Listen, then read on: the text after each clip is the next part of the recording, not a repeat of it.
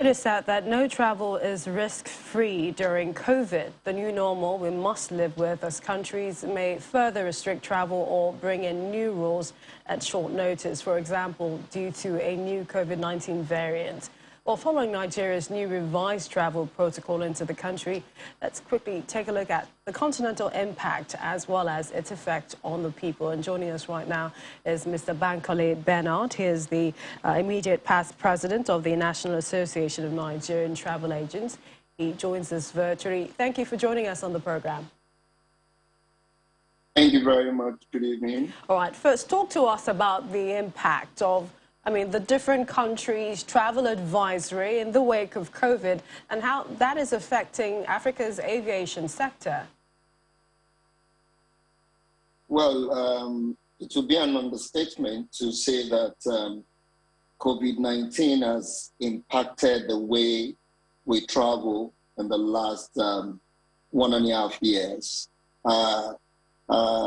Before COVID, everything was working smoothly and we had a one-unit travel industry. Then all of a sudden, COVID appeared and everything went upside down. And it's so terrible that different countries are coming up with different rules governing how they want the health sector of their country to operate according to these COVID-19 protocols.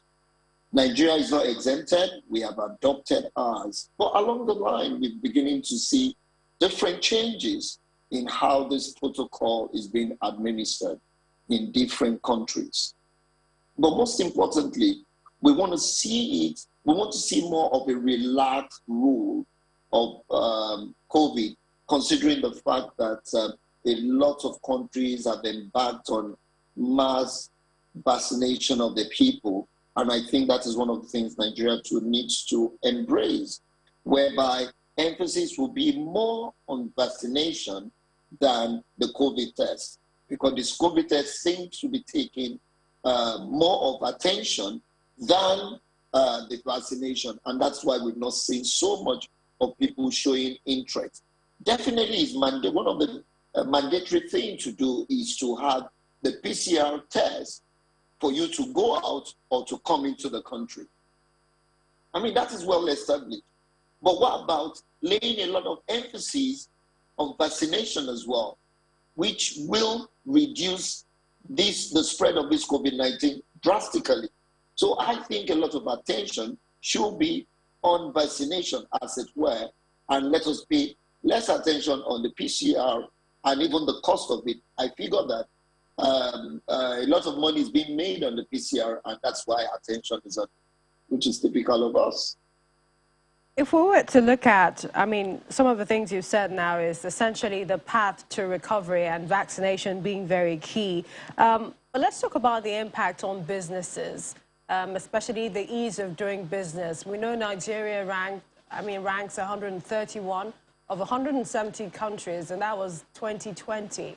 And our aim is to get to, at least 100 by 2023.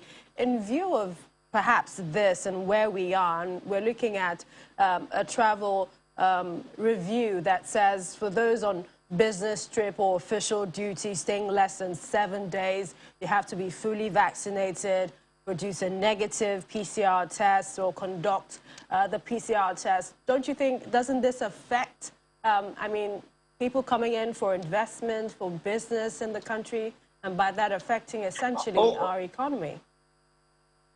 Oh, certainly. The impact on the economy is severe. You can't rule that out. But you see, everything in life is all about perception. The question is, what are we doing in terms of our protocol?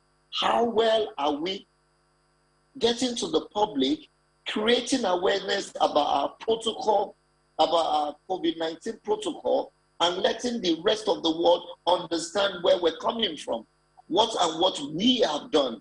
I think that speaks volume.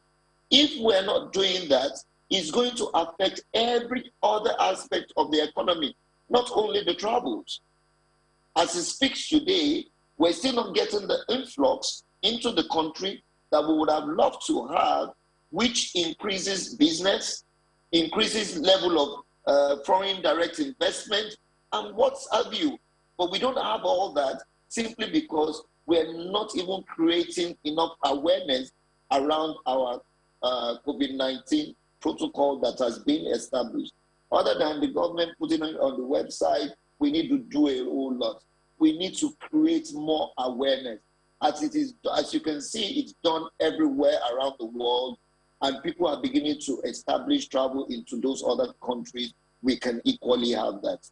At the last update that we were given, Turkey, Brazil, South Africa has been lifted from the red zone. And that was just the information. But it needs to go beyond that. We need to create massive awareness around it that, look, our doors are open to investors. These are the health and security measures that we put in place that will support their doing business in Nigeria. Mr. Bernard, I must quickly squeeze in this question as we've run short of time, and that is, are you in support of vaccine passports? We know that the African aviation ministers are against it. Oh, certainly. If we're going to participate with all other countries that have signified interest in the vaccination passport, I think that's the best way to go. We need to operate a single aviation document that will enable movements of people to resume to the new normal. We can't say we're not going to do that. It's just going to leave us out. The vaccination passport, which even if you look at it, IATA is proposing it as well, that we need to have a one passport that makes it possible for people to move in and out of the country freely, and not only applicable to Nigeria. If you check, it's applicable to most of the countries around the world. That's the only channel we can create that will be reliable and reduce the cost on travelers. We appreciate your time. We've been talking to Mr. Bankole Bernard. He is the immediate past president, National Association of Nigerian Travel Agents. Thanks so much for joining us on the program. Thank you very much for having me.